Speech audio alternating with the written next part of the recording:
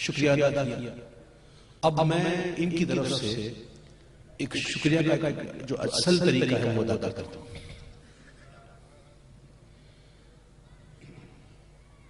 جتنے مہمان اسی وقار بیٹھے ہیں میں نام سے واقف نہیں, میں میری شخصیات سے واقف نہیں, کیونکہ میں یہاں کا رہنے والا نہیں. جتنے بھی آئے, جتنے بھی بلائے گئے, آپ بلائے گئے, میں بلایا گیا, جتنے بلائے گئے, اے اللہ ہم تیرا شکر ادا کرتے ہیں. یہ اس کی کرم نوازی تو ہے نا, لیکن ہم کیا آئیں گے, اس نے بلایا. اس وقت میں آپ کو عرض کروں کہ بلا مبالغہ اتنے لوگ گناہ میں مصروف ہوں گے.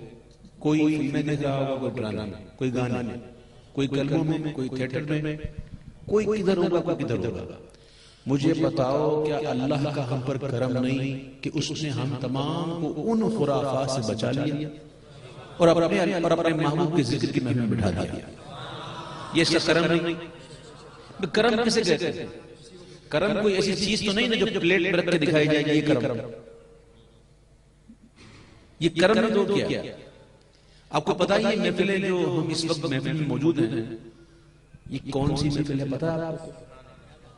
مجھے یہ بات میں اس لیے کہہ رہا ہوں کہ مجھے یقین کریں, مجھے بہت دکھ ہوتا ہے اس وقت کہ جب کوئی نعت خواں نعت پڑھ رہا اور لوگ آپس میں گفتگو کر رہے ہیں.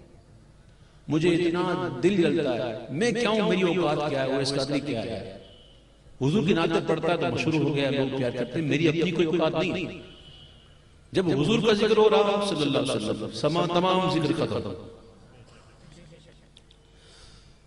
سرکار دو جہاں صلی اللہ علیہ وسلم نے ارشاد فرمایا کہ جب جنت کے باغوں سے گزرو تو وہاں سے کچھ کھا لیا کرو. عرض کی حضور جنت کے باغ کہاں؟ فرمایا یہ ذکر کی محفلیں جو ہے نا, یہ ذکر کے حلقے جو ہیں جنت کی باغات ہیں. یہ جنت کے باغات ہیں. میرے بھائیو, اس وقت آپ اس فرمان رسالت میں آپ صلی اللہ علیہ وسلم کی روشنی میں جنت کے باغ میں بیٹھے ہیں. اور بڑی دل سے یہ بات سن لیجئے گا, جو شخص یہ چاہتا ہے کہ حضور پاک صلی اللہ علیہ وسلم کے ذکر کی محفل کی برکت نصیب ہوں تو اس کو چاہیے کہ وہ بہت توجہ کے ساتھ اس محفل میں شریک ہو. باتیں کرنا, گفتگو کرنا, خواہ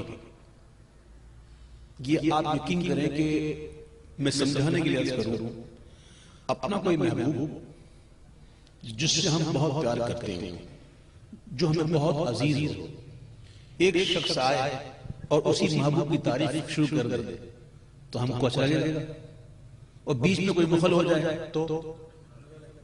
تو یہ بات سمجھو بلا تمثیل مثال کہ اللہ کے محبوب ہیں. اب کوئی اللہ کے محبوب کی شان بیان کر رہا ہے تو رب کو پیار آتا ہے, اور اس میں اگر کوئی رکھنا ڈالے تو پھر سوچیے سمجھے کہیں ایسے نہ ہو لینے کے دینے پڑ جائے.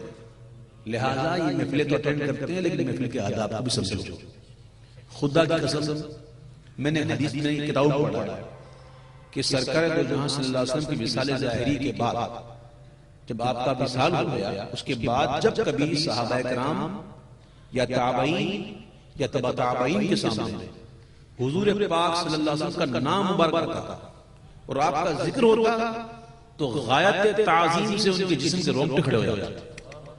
یعنی کہ ان کا یہ عالم تھا ذکر سننے کا. ایک اہم ہے کہ باتیں بھی ہو رہی ہیں, فون بھی اٹینڈ ہو رہے ہیں, میسیجز بھی ہو رہے ہیں, یہ نہیں ہونا چاہیے. اگر آپ چاہتے ہو واقعی اس کی برکت لوٹ اٹھنا تو آپ یہ کر کے دیکھو, آپ کو سمجھ میں نہ آئے تو مجھے کہنا, ٹھیک ہے. اور چونکہ میرا تعلق کراچی سے ہے, پنجاب سے نہیں, میں پنجابی نہیں ہوں, اور میں عام طور پر ذرا جو نعت کے کلام پڑھے جاتے ہیں پنجاب میں جو بہت ماشاءاللہ آواز نکال کے پڑھتے ہیں, میں ایسے کلام نہیں پڑھ سکتا.